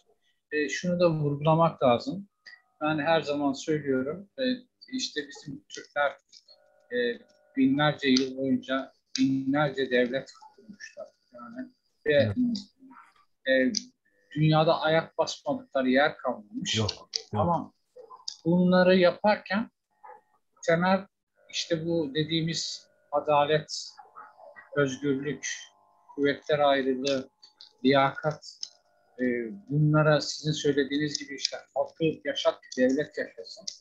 E, bunlara önem vermişler. Diğer bir konu da teknolojiyle. Yani Bravo. Türkler her zaman çağdaş olmuş. Barışık olmuş dönemiyle. Yani dediğiniz gibi, yani hep teknolojiyi kendi çağların dönemlerinin ileri hareketlerini uygulamış. Hem savaş alanında hem barış alanında, yani her alanda. O yüzden yükselmişiz. Ancak ne zaman ki bu çürümüş zihniyet girdi, beyinleri mahvetti. Mesela bir örnek vereyim. Ruslara yeniliyoruz sürekli, malumunuz. Tarihi e, işte mücadele ettiğimiz kavme diyelim. Ve Ruslar da malumunuz, Türkler kendileri diyor, tarihçileri, Türklerden dayak yiye yiye dayak atmasını öğrendik diyor. Bu ağır yenilgiler başlayınca, baş gösterince, şu an hangi sultanın olduğu aklımda değil, özür diliyorum, ama böyle 1700'lerin sonları, e, orada bir paşamız, aklı başında birisi, diyor ki 80 bin kişilik Osmanlı ordusu 5 bin kişilik Rus Moskov ordusunu yeniliyor. Yani birkaç dakikada, yarım saatte tarumar oluyor. Neden? Bunun şeylerini araştırıyor. Kağıdı, kalemi, diviti alıyor eline. İşte bu tüfek icat olunmuş. Ee, Daha uzun menzilli toplar var. Efendime söyleyeyim, attığı zaman şarapnel parçaları yok ediyor. Yani bir saatte ordu darmaduman oluyor. Siz halen mızrakla, okla ve kılıçla, işte daha geri kalmış tüfekle taarruz ediyorsunuz. Bir düzen yok, tertip yok ve her şeyi kadere bağlamışsınız. İşte efendime söyleyeyim, biz şundan uzaklaştık, bu yüzden böyle oldu. Biz kendimize çeki düzen vermeyiz, şu bu. Ve diyor ki işte bu geometri bilimi önemli diyor. Açılar, işte kaç metreden nasıl vururum, düşmanı nerede avlarım, bir tepeden mi atsam daha etkili olur gibi. Barut, işte biz bir şeyde dökme toplar yapalım Fatih gibi, şu bu. Ve bu adamcağızla dalga geçiyorlar. İşte kafayı yedi. Ee, Rusları kağıt kalemle mi yenecek? Hazarfen Ahmet Çelebi örneğini vereyim. Galata'dan Doğancılar Çayırı'na uçmuş adamcağız. Dördüncü Murat'a diyorlar ki işte efendim, Hazarfen de işte fenle uğraşan, malumunuz. Bir icat yaptı kulunuz. Düşmanın arkasına sarkarız paraşüt indirme gibi. İlk hoşuna gidiyor. Ancak zındık, efendime söyleyeyim, Şeyhülislam gidiyor geliyor, gidiyor geliyor. Dördüncü Murat'a diyor ki efendim, insanlar yeryüzünde yürümek için yaratılmıştır. Bu kafir diyor. Şeytan diyor. İblis bu diyor. İnsan uçar mı? Melek uçar diyor. Şeytan uçar diyor. Cin uçar diyor. Efendime söyleyeyim, ya diyor hadi diyor, maazallah yazın diyor, saraydan camınız açık girdi, 3 tane yeniçeri sizi katletti, ne yapacaksınız diyor. Ve adamı sürüyorlar, malumunuz, biliyorsunuz. Siz söyleyin, gökbilimci diyor ki işte çok özür diliyorum, işte şeyi var, teleskobu, yıldızları, gezegenleri izliyor 1500'lerde. E, Şeyhülislam yine diyor ki efendim, bu zındık diyor, gece meleklerin, cinlerin eteğinin altına bakıyor ve rasathanesi topa tutuluyor, biliyorsunuz. Ya neler neler. İşte Kavalalı Mehmet Ali ve işte oğlu şeye kadar geliyor, Nizip'e, Kütahya'ya kadar. Yine bir müneccime soruyorlar. Şeyhülislam'a soruyorlar. Bugün saldıralım mı? Bugün aynen Şaban, rahmetli Kemal Sunal filmdeki gibi, salı sallanır, perşembe, çarşamba, çarşafa dolanır gibi. Affedersiniz, keçinin kıllarını sayıyorlar. Tek mi çift mi?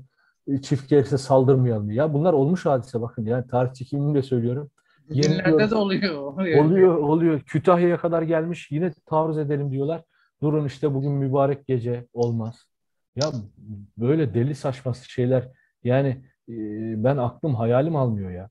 Yani şunu soruyorum şimdi şeylere. Efendim işte biz imanımız gevşedi de kaybettik. Ya Balkan Harbi'ndekiler imansız mıydı? Niye kaybetti? Çanakkale'dekiler aynı insan değil miydi?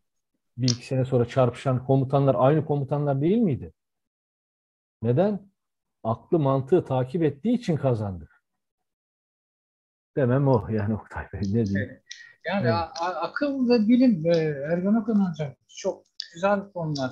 Yani Evet. şunu ya biz tarihimizi doğru anlatmıyoruz. Biz güzel bir konuya temas ettiniz. Mesela diplomasi dediniz. Bizim Atilla'yı herkes çok savaşçı, her şeyle anlatırlar. Ama Evet. Atilla'nın diplomatik tarzını Tabii hiç anlatmazlar. anlatmazlar. Tabii. Hiç anlatmazlar. Yani Atilla savaşmış, Tanrı'nın kırpacı ama Atilla Roma'ya kadar gidip yolda anlaşma imzalamış bir Tabii insan. adam yani evet doğru diyorsun. Tanrı'nın Yani kırbacı diyen de yobaz Hristiyanlar. Yani hani onların yobazları işte bizi cezalandırıyor diyor. O da diyor ki akılsızlığınız yüzünden cezalandırıyoruz biz sizi diyor Atilla'da. Ya akılsızsınız ben de size ceza kesmeye geldim. Bu kadar basit yani. yani şeylere de dikkat ediyorsunuz. Bütün işte siz Metehan örneğini de verdiniz. Ve Tabii. diğer kanunlar da sürekli elçiler gönderiyorlar. Yani bunu hem oyalamak için yani düşmanı oyalamak için, Tabii. zaman kazanmak için hem de yani savaşmaktansa barış yapalım. Tabii. Barış yapalım diye Evet. bunu yapıyorlar. Bu çok önemli. Bunu biz hiç anlatmıyoruz. Akaykine de şöyle demişti, bizi bozkurt olarak kullandılar. Biz savaştık, başkaları kazandı Evet. ama artık kartal olalım dedi. Yani dünyaya daha Evet. üstten bakalım akıl ve bilimle. Akıl ve bilim önemli, çağdaşlık önemli. İşte Anladım. Türkler atı ehlileştirdi, 1-0 öne geçti. Demiri eritti, 2-0 öne geçti. İşte kompozit yayı buldu, 3-0 Evet. öne geçti. Üzengiyi buldu, 4-0 öne. Bunlar hep teknolojik Tabii. gelişmelerle oldu. Tabii. Tabii. Elbette. Yoksa e, Elbette. öyle hadi üzengiyi bulmasaydı, kompozit yayı bulmasaydı, Ne demiri yapacak? eritmeseydi ne yapacaktı? Yani zaten nüfus az, düşman çok. Yok olup gidecektik. Yok, Yani yok olup gidecektik. taşlarla uğraşıp duracaktı yani. Duracaktık tabii. Yani Arap çöllerindeki gibi devam edecektik yani. O olacak. Evet yani o yüzden e, çok çok önemli bu çağdaşlık meselesi. E, Öz kültürümüze yani derken işte kadın erkek eşitliği bizim temel tamam Müslüman olabiliriz. Başka bizim içimizde Hristiyanlarımız da var. Evet. Efendim Budist Türkler de var. Evet. Farklı mezheplerde olan Türkler de var. Var. E, Yani her Tengrici var, bir sürü var. Yani 250 milyon Türk varsa 250 milyonda farklı inanç var demektir. Ama Evet. belli bir temel prensipler var ya da ilkeler var işte. Kadın erkek eşitliği bu Türklere özgüdür. Evet. Evet. Yani bundan vazgeçemezsiniz. Bravo. Bundan Bravo. vazgeçtiğiniz Bravo. zaman Bravo. olmaz bu işler. Yani akıldan vazgeçemezsiniz. Bilimden vazgeçemezsiniz. Yani Doğru diyorsunuz. Yani bu şunu da vurgulayayım. Osmanlı'nın son dönemindeki padişah, sultanlar, hakanlar eğer Türkçülüğe, Türklüğe, kendi öz milletine sarılsaydı imparatorluğumuz yıkılmazdı, devam ederdi. Ancak medeti başkalarında buldular. Hele de son adam Allah'tan sonra en büyük dayanağım İngiltere'dir dedi ve gitti. buldu. O Gitti. da oraya da gitti. Gitti. Ama Atatürk'ümüz ne dedi? Tek ben de kalsam bayrağımı bedenime sararım. Elmadağ'ında kanımı yavaş yavaş akıta akıta orada çarpışırım dedi. Evet. Kendi milletine aradı. Evet.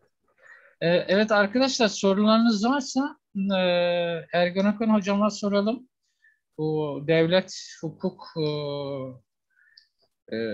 Yani herhangi bir konuda da olabilir. Bilgim dahilindeyse ben cevaplarım. şeylerde de olabilir. Hocamız aynı zamanda daha çok ilgilendiği Kurtuluş Savaşı devrim tarihi değil mi hocam? Hem o Yanlış. hem evet Osmanlı'nın son dönemi ve işte Osmanlı'nın son dönemi. bu Doğu Akdeniz coğrafyası, Kıbrıs. Yani bizim Kıbrıs konusunda evet, Türk konusuna girmiyor ama yakalamışken Kıbrıs konusunda da veya diğer şeylerde de sorabiliriz. Evet. Buyursun. Yoksa hocamıza daha fazla tutmayacağım.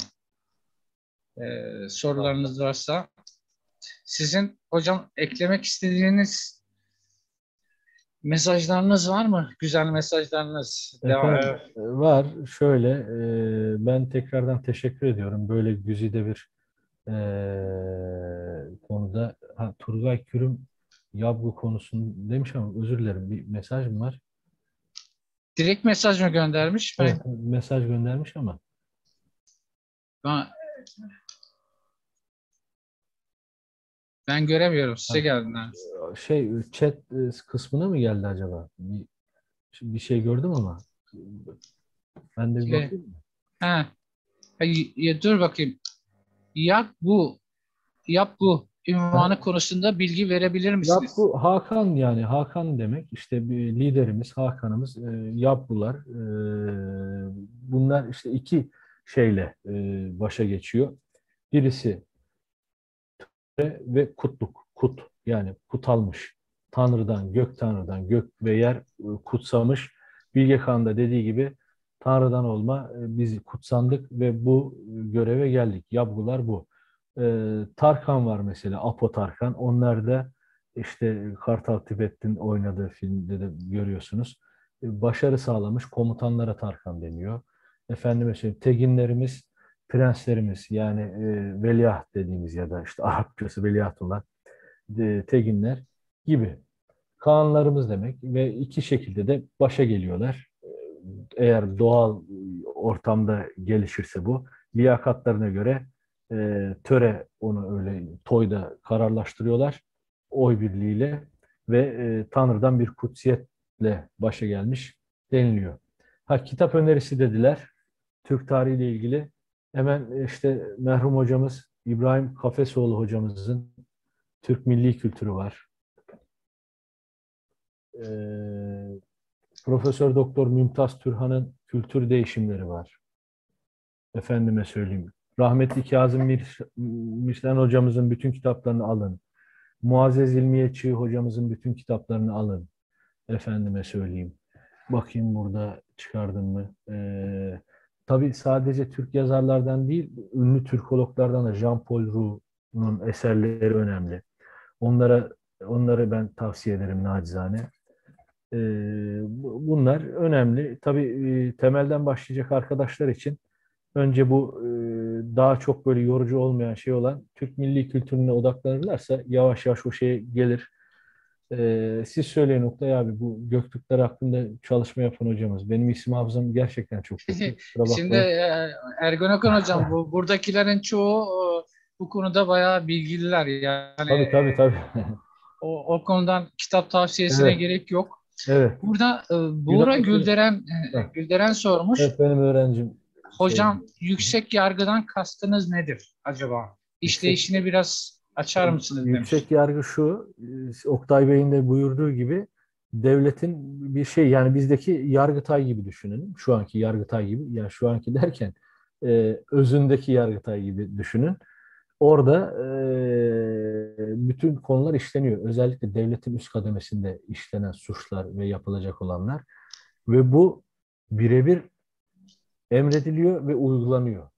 Yani kimsenin bir ayrıcalığı yok. Ayrıcalığı yok. Ve sorgusuz infaz da yok. Sorgusuz infaz da yok. Ve adaletin, hukukun karşısında kadın, erkek, çoluk, çocuk herkes eşit. Herkes eşit. Yani adam normal bir vatandaşsa savaşçı dahi değilse bir haksızlık varsa orada veya işte bir prens veya bir prenses veya yetkili ona haksızlık yapmışsa o komutan da olsa cezası veriliyor. O 2 daha 4. Bir seyircimiz de herhalde şey demiş Oktay abi Yunanlı diye bir millet yok diye mi diye. Yani Yunanlı değil zaten Yunan diyorlar ama o da izniniz olsa bahsedeyim. kendi hocaları da söylüyor bunu. Alman profesörler de söylüyor. Milattan sonra 1. yüzyılda e, Roma İmparatorluğu Yunanistan'a, bugünkü işte Yunanistan'a girerek bütün Yunanlıları kılıçtan geçiriyorlar. Yani hepsini. Kadınlarını köle pazarına, affedersin, satıyorlar. Kadın, çoluk, çocuk hepsini katlediyorlar. Ve dağlara birkaç tane zümre dağılıyor. Daha sonra Roma İmparatorluğu, ki bunları kuran da Etrüksler, Troyalılar öz ve öz Türktür, Turanidir. Altını çizerek söylüyorum. Hem alfabesi hem şeyi, Latin alfabesine de geleceğim burada izniniz olursa. Türktür. Daha sonra Latinlerin çoğalmasıyla, çoğunluk olmasıyla bu imparatorluğu da kaybettik.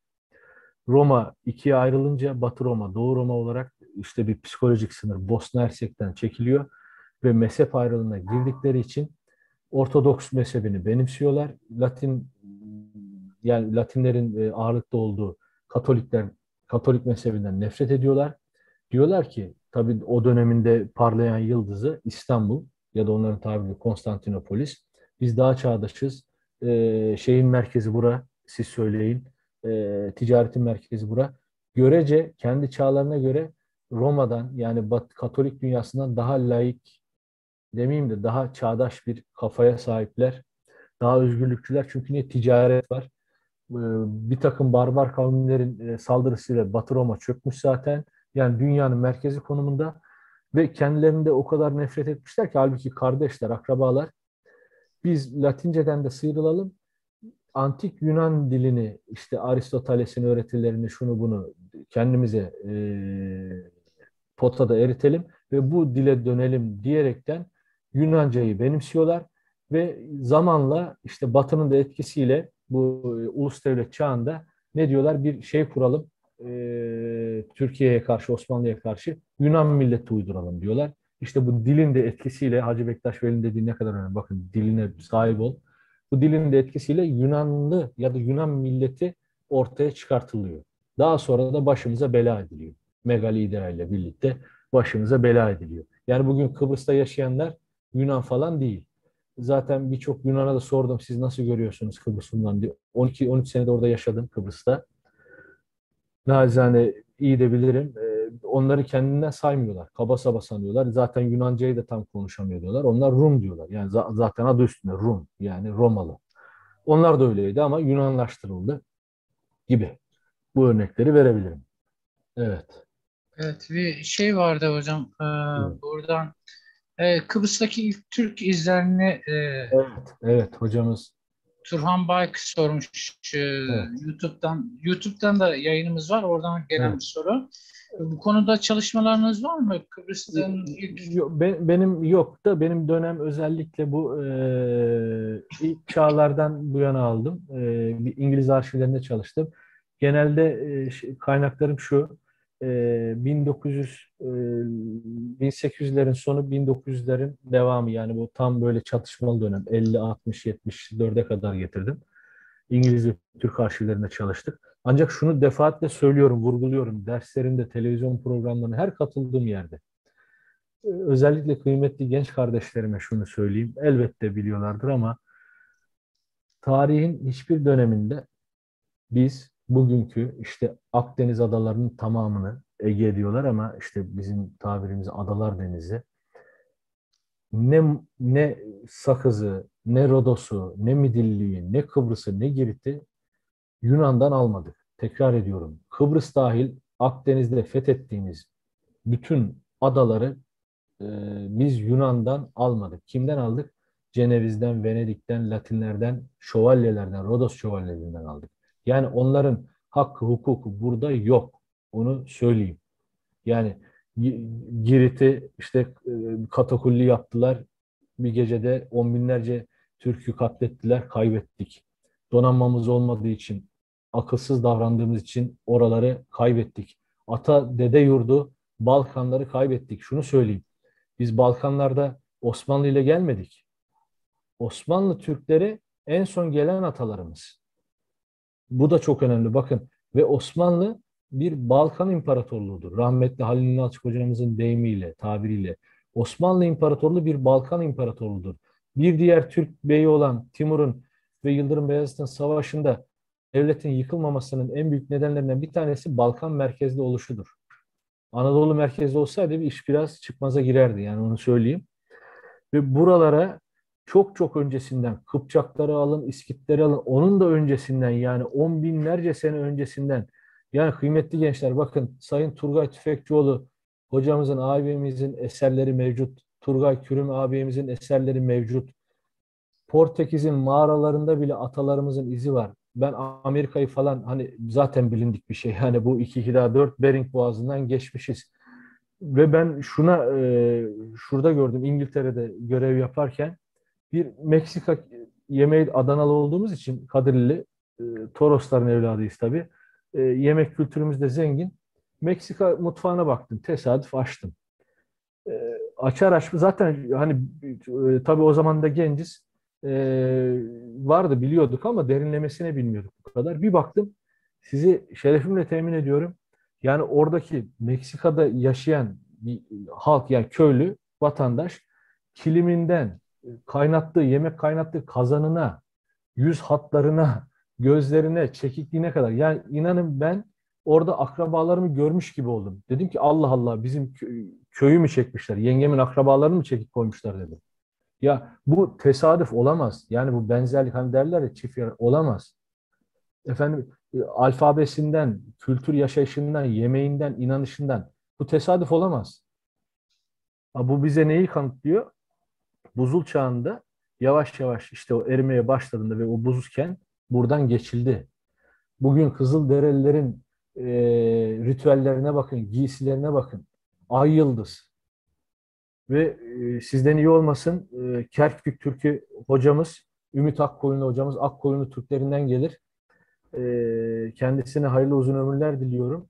Çok muhterem bir insandır. Amerika'da bir toplantıya gidiyor. Orada bir bozkurt ve ay yıldız görüyor Oktay abi dükkanda.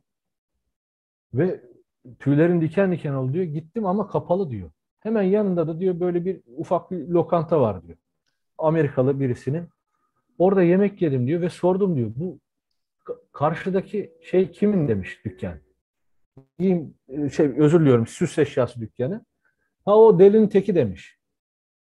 Nasıl yani delinin teki? O Kızılderili demiş, o Kızılderili, o delinin teki. Orada kurt falan var. Evet demiş, o hep biz Türküz Türküz diye dolanıyor burada demiş. Deli o demiş adam.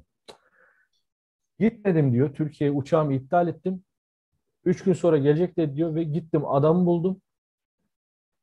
Adama yani hani Türk olduğumu söylemedim diyor. Girdim oraya. Merhaba merhaba.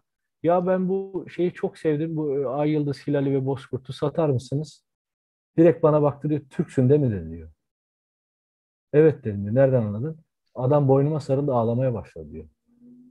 Bizim atalarımız, yani sen bizim akrabamızsın. Milyonlarca Türk'ü burada bu Batılılar yok etti diyor. Katletti ve biz Türk'üz diyor. Öz ve öz Türk'üz. Ben şunu söylüyorum kıymetli gençler. Tarihimiz şanlı, kültürümüz derin. Başka hiçbir millete nasip olmayan bir karakteristik özelliğe sahibiz. Rahmetli Atatürk, muhtaç olduğun kudret damarlarındaki asil kanda mevcuttur derken, ırkçılık ya da faşistlik yapmak için dememiştir. Tekrar ediyorum. Rahmetli Atatürk, büyük başbuğ, damarlarınızdaki asil kanda mevcuttur derken, ırkçılık ve faşizanlık yapmak için dememiştir. İşte bu kültür birikimini ortaya çıkarmak, bu bilimle sevdayı ortaya çıkarmak için söylemiştir. Zor işlerin üstesinden gelmek için söylemiştir. Bakın, Kazım Özalp Paşa'mızın oğluyla konuşuyor anılarında. Keşke bunlar anlatılsa, kitap olsa. İşte Cumhuriyet'in ilk dönemlerinde yazılmış. Ne yazık ki işte şimdi hurafeleri bize gönderiyorlar. Zihinlerini köreltiyorlar Oktay abim, gençlerin. Üzülerek söylüyorum. Orada diyor ki, işte soyadı kanunu, ad kanunu çıkmış. Evladım diyor, Türk tarihi o kadar derin ve şereflidir ki diyor, sen de diyor adını diyor babana, atalarına yakışır şekilde seç. Şunu söylüyor. Mete Kağan'ı hepimiz biliriz. Mete Han büyük bir Türk hakanıdır diyor. Ama onun öncesinde babası Teoman vardı diyor. Her şeyi hazırlayan, her şeyi yapan. İskender Büyük bir liderdi. Ancak onun öncesinde babası Filip vardı diyor. Bütün her şeyi hazırlayan. Yavuz, Sultan Selim 8 senede cihanı hükmetti. Ama Kanuni herkes bilir diyor ve Kanuni Yavuz'un hazırladığı donanmalarla bu oldu diyor. Sen de tarihine yakışır şekilde kendine bir isim seç. Beni de dinlersen adın Teoman olsun diyor. Şu tarih şuuruna bakar mısın Oktay abi? Kazım Özalp'in oğluna söylüyor bunu. İşte ordumuza olan son şeyi var, mesajı var biliyorsunuz. Fevzi Çakmak Paşa'ya, Kazım Karabekir'e falan yazdır okutturuyor. Kahraman ordumuza diye. Yani atalardan gelen o şeyi devam ettiriyor. Türk milliyetçiliğinde, Atatürk milliyetçiliğinde asla ve asla Batı'nın aksine faşistlik, başka bir ırkı hor görme, onu yok etme, öyle bir şey yok. Ne mutlu Türk'üm diyene derken şey dememiş. Ne mutlu %100 işte Türk kafatasına hakim sahip olana, efendim arkası biraz yumru olana, çekik gözlü olana dememiş. Sizin de buyurduğunuz gibi Müslüman olsun, Hristiyan olsun, Gagavuz olsun, Hazar Türkü olsun, Musevi olsun, Gök Tanrı'ya inanan Türkler olsun, Yakutistan Türkleri olsun. Hepsini Türklük üst şemsiyesi altında toplamış. Yani bu şuura sahip olan herkes Türktür. Şimdi bir insan e, Ermeni olabilir. Yani kimseye sorulmadı hangi milletten olacaksın diye. Yunan olabilir.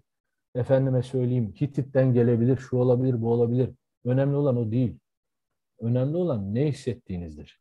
Ya bir yazarın dediği gibi neye sahip olduğunuz değil, neye layık olduğunuz önemlidir. Kıymetli gençler, tarihimiz 1071'de başlamadı. 1919'da da başlamadı. Bunlar elbette çok önemli mihenk taşlarıdır. Yüce Türk milletinin tarihi insanoğlunun yaratılışıyla birlikte başlamıştır. Ben buna canı gönülden, yürekten iman ediyorum. Türk olduğum için değil, tarihi hakikatler onu söylüyor. Kırgızistan'ın 3000-4000 metrelik dağlarında cümle kurmuş atalarımız. Cümle daha dünya efendime mağarada şurada burada vahşi hayvanlardan kaçarken cümle cümle yani bu kelime sadece kelime değil agu bugu değil cümle cümle ne demek bu? Konuşuyor, anlaşıyor. Bir kültür var, bir toplum var, bir devlet var. Portekiz'in, İspanya'nın mağaralarında görüyorsunuz. İskandinavya'nın adalarında görüyorsunuz. Kıymetli gençler, Odin diye destan var ya İskandinavların. Oğuz Kağan'ın ta kendisidir. Daha ne diyeyim Oktay? Gençler. Güzel söylüyorsunuz. Valla biz de Evet, güzel güzel evet. dinliyoruz. Ağzınıza sağlık. Sağ olun, sağ olun. Umarım biz de hep birlikte sizin gibi kıymetli hocalarımızla, Estağfurullah, estağfurullah. çünkü gerçekten doğru akademisyenlerimiz, çok değerli akademisyenlerimiz var bunları dile getiren. Siz de bunlardan birisiniz. Bu çok Estağfurullah. önemli bizim için. Yani gerçekten çok çok Evet, teşekkürler. ben E, teşekkür ederim. Ben Bu teşekkür arada ederim. Buyurun. ben Turhan Bey'in Bike soy ismi, ben İngilizceye gitti aklım, Bike diye söyledim sanırım. Estağfurullah. Özür dilerim. Yani Estağfurullah. Turhan Bey, gerçekten özür dilerim. Ee, Şimdi orada güzel bir şeyinize, ben bir vurgu yapmak istiyorum. Tabii. Güzel bir konuydu. Biz adaları, Kıbrıs'ı Yunanlılardan almadık. Evet, E, Ya da Romalılardan da almadık. almadık. Biz bunladık Cenevizlerden, Venediklilerden gibi farklı işte Evet, Malta millet. şövalyelerinden filan aldık. Yani Evet, orada diyelim ki Kıbrıs Yunan'dır demek abesle iştigaldir. Çünkü Kıbrıs Yunan dedikleri oluşan İngilizlere bizim hani muhterem sultanımız hediye etmişti Kıbrıs'ı. Ondan sonra da onlar da bizim Kıbrıs'ı siz daha iyi biliyorsunuz. Böyle bir evet. şey yaptılar. Yunanlaştırmaya çalıştılar. Kiraladı. Yani vatan toprağı kiralanır mı ya? Vatan toprağı İşte kiralanır mı? o kiralanma döneminde Yunanlaştırma oldu. Yoksa Kıbrıs'ta Rum dediğimiz, Yunanlı dediğimiz ne zamandan beri var? Veya da işte diğer adalarda, Girit'te ne zamandan beri? Yani Tabii. Mora'da ne zamandan? Yani e, Neyse, konu uzun ama bunları bunları bilmelerinde fayda var. Yani Evet, bizimkiler şunu demeli. Biz bu Kıbrıs'ı Yunanlılardan almadık. evet. Oktay abi, Yunanlardan. almadık ve şunu izninizle söyleyebilir miyim? Yani çok böyle güzel bir topluluğun içinde olduğumu ben hissediyorum. O yüzden hani biraz uzadı ama vakitlerini de alıyoruz. Yok, Haklarını estağfurullah. helal Buyurun. etsinler. Şunu da söyleyeyim. Eğer bugün yeryüzünde Yunan, Ermeni, Sırp gibi e, ezilmiş, Batı'nın ezdiği, yok saydığı, Rusların köleleştirdiği halklar varsa Türk milletinin sayesinde vardır. Bakın, Ermeniler bugün bize çok büyük düşmanlık ediyor. Ancak Ermenilerin en büyük katliamı Roma İmparatorluğu yapmıştır. Gregoryandır bu Ermeniler. Balkanlardan göçme bir halktır. Kafkas milleti de değildir, onu söyleyeyim. Ve bunlar dağlı bir millet. Ortodoks olmadıkları için, zorla mezhep değiştirmedikleri için İstanbul'un sınırlarına bile sokmuyorlar, köle ediyorlar bu insanları. Kiliselerini başlarına yıkıyorlar. Kadın, çoluk, çocuk hepsini kesiyorlar. Selçuklu Türkleriyle rahat bir nefes alıyorlar. Fatih Sultan Mehmet İstanbul'u fethedince bunlara mahalle kurduruyor, Ermenilere. Yunan diyorsunuz, Rum diyorsunuz. Efendime söyleyeyim. Bugün işte Amerika'nın yine kölesi olmuş durumda. Eğer Türk milleti o Necipliğini size sunmasaydı, eğer sizin dediğiniz gibi soykırım yapsaydı, 1300'lerden bu yana, 1100'lerden bu yana televizyon mu vardı, gazete mi vardı? Hangi birinin haberi olurdu? Hepinizi kılıçtan geçirirdi ki o kudret imkanı da sahipti. Ve sizi yaşatan Türk milletine siz düşmanlık ediyorsunuz. Bunu da bilsin Türk genci. Düşmanlık ediyorsunuz. Eğer varsa bugün, hani diyorlar ya sömürdük şu bu. Bugün kıytırık, uyduruk Arap ülkelerine bakıyorsunuz, kabile ülkelerine. Türkiye'den, yani hepsi olmasa bile halklarını bir kenara bırakalım. Devlet yöneticileri nefret ediyor. Nefret ediyor. Eğer Türk milleti olmasaydı ortada İslam dini mi kalırdı? Arap diye bir millet mi kalırdı? Yok olur giderdiniz. Hurafelerinizin, putlarınızın içine yok olup giderdiniz. Ama yüce Türk milleti geldi. Bütün hükmettiği yerlerde adaletiyle, merhametiyle size can suyu verdi. Ancak bedelini ağır ödedik. Ağır ödedik. Evet. Abi, bu bitmez yani bu sohbet. Bu Vallahi. bitmez yani. Evet. Ergun Okan Hocam, çok çok teşekkür Ben ediyorum teşekkür ederim. katıldığınız için. Sağ olun, var Gerçekten olun. de hem güzel konuşuyorsunuz Sağ hem de olun. böyle hani şey vardır müzikte, mesela kulağın bazı tınıları sever. Değil Evet, mi? İşte evet, kimisi türkü sever, kimisi evet, rock sever. evet. Sizin tınılar da bizim kulağa hoş geliyor. Sağ olun, estağfurullah. Çünkü Çok Türk'üz çok yani. çok çok güzel. Evet, Çok çok teşekkür ediyorum. ben teşekkür ederim. Katılımcı arkadaşlarıma da çok teşekkür ediyorum. YouTube'dan da YouTube'daki arkadaşlar, maalesef ben YouTube'ları göremiyorum. Oradan Murat Çevik arkadaşımız bana iletiyor. Yani bir yandan da YouTube açamıyorum. O yüzden kusura bakmayın. E, Ama çok çok teşekkür ederim. Biz teşekkür E, ederiz. Her daim, her daim e, beni de kendinizden bilin. Ne görev varsa, ne yapılacak ne varsa tabii yüce tabii. Türk'le canım kanım feda olsun. Tanrı Türk'ü korusun ve yücelsin. Evet, hepimizi korusun hocam. Amin. Hepimizi korusun. Evet. Arkadaşlar, çok teşekkür ediyorum. Önümüzdeki hafta Çam Limanı Akademisi ile işbirliğimiz devam edecek. Onlarla birlikte olacağız her cumartesi akşamı. E, Bugüne kadar niye olmadık? Bunun sebebi, onlar çok istiyordu ama biz cumartesi akşamlarını istiyorduk. Onlar da cumartesi akşamları doluydu. O yüzden birlikte olamadık. Şimdi Temmuz ayı itibariyle cumartesileri boşalttılar. Tamamen bize verdiler. Birlikte devam edeceğiz. İlk konuğumuz Osman Karatay hocam olacak. Ege Üniversitesi'nden Profesör Doktor Osman Karatay hocam. Onunla Hazarları konuşacağız. İlginç bir konu. Hazarlar, Yahudiler ve Türkler. Osman hocamla güzel bir program yapacağımıza inanıyorum. Yine aynı saatte önümüzdeki hafta cumartesi bekleriz efendim. Ergan Evet. Akın hocam, sizi de bekleriz. Tabii ki, tabii ki. Tekrar Şeref duyarım. çok Sağ olun. çok teşekkürler. Ben Sağ olun, teşekkür var ederim. Sağ olun. olun, sağ Ee, olun, var olun. Görüşmek üzere Sağ olun. hocam. Sağ olun. Sağ olun. İyi İyi geceler akşamlar. herkese.